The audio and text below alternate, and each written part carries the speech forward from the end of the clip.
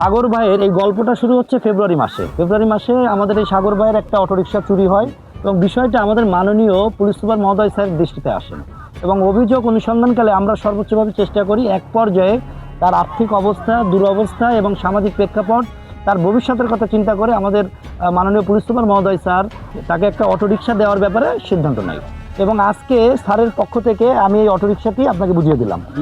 ঠিক আছে, পেয়েছেন আপনি? এটা আমাদের মাননীয় পুলিশ সুপার জনাব রফিকুল ইসলাম পিপিএম স্যারের পক্ষ থেকে আজকে এই অটোরিকশাটা আমি হস্তান্তর করছি। যশোরের এক অসহায় রিকশা চালকের মুখে আবারও ফিরেছে হাসি। চুরি হওয়া রিকশার বদলে নতুন রিকশা উপহার দিয়েছে যশোর জেলা পুলিশ। উপশহর সি ব্লকের বাসিন্দা সাগর হোসেন রিকশা চালিয়েই পরিবারের জীবিকা নির্বাহ করতেন। গত ২৭শে ফেব্রুয়ারি যশোরে অনুষ্ঠিত একটি ইফতার ও দোয়া মাহফিলের সময় হোটেল অরিয়ন ইন্টারন্যাশনালের সামনে রাখা তার রিকশাটি চুরি হয়ে যায়। অনেক খোঁজাখুঁজির পরও রিকশার সন্ধান না পেয়ে চরম আর্থিক সংকটে পড়েন তিনি।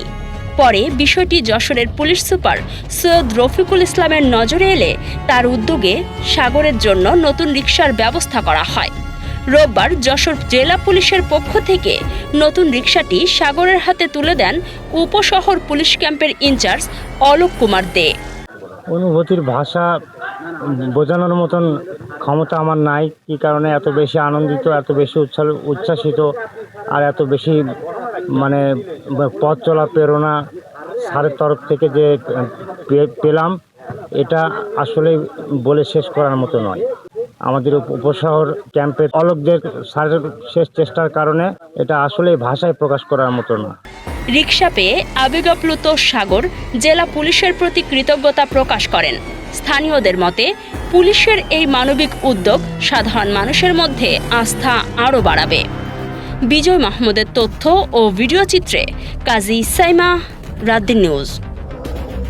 নির্ভুল রোগ নির্ণয় সঠিক চিকিৎসার প্রথম ধাপ, আর এই নিশ্চিত স্বাস্থ্যসেবার জন্য কুইন্স হসপিটাল কেন আপনার প্রথম পছন্দ হবে।